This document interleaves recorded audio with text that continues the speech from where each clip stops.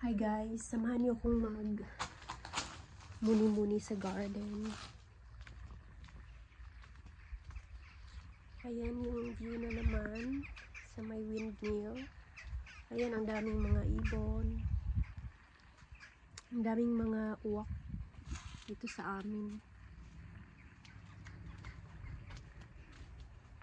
Ayan. Ayan dyan ang sunset. Yan dyan. Super peaceful dito at saka super lawak ng view. Tadan! So, dito tayo sa fish pond. Tingnan natin kung buhay pa yung mga isda. Uy, may iha-harvest pala akong strawberries. Dali lang. Kunin ko yung strawberries ko. Konti lang naman sila. Konti lang naman ngayon. So, ito. Ayan.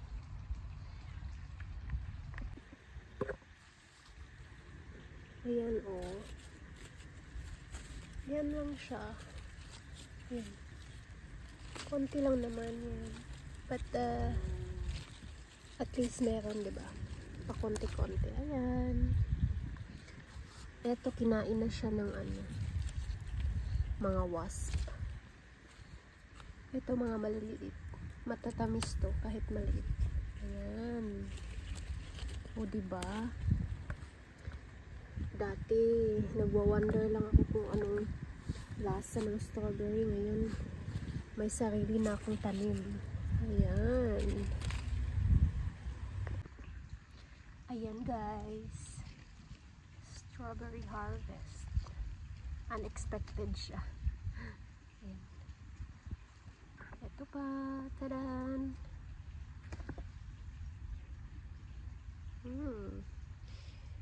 Ayan na. Diba? Ito, meron pa dito sa isang box. Nilagay ko siya sa raised bed. I mean, tinanim ko siya sa raised bed. Check ko dito. Meron mga cute. Ito.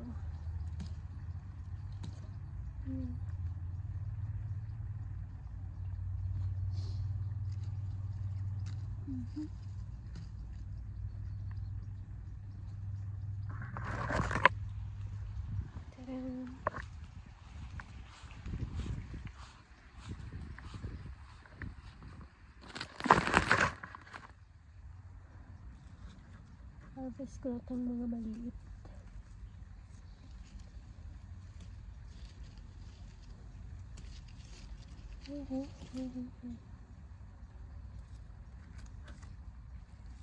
Ayan.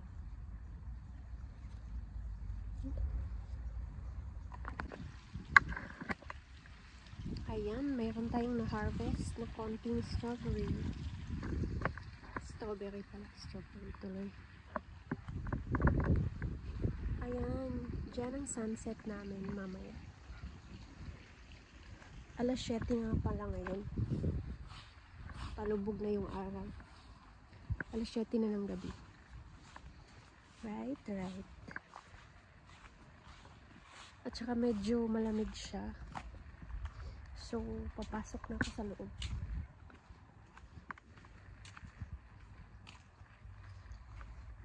Ang dami pala akong kamatis dito guys. Ayan na.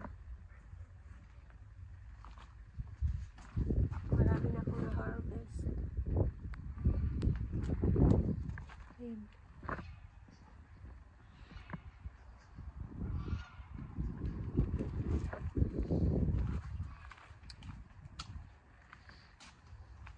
Hugasan ko to at ay, nakalimutan ko yung baso ko. Hugasan ko to at kainin ko yung strawberry.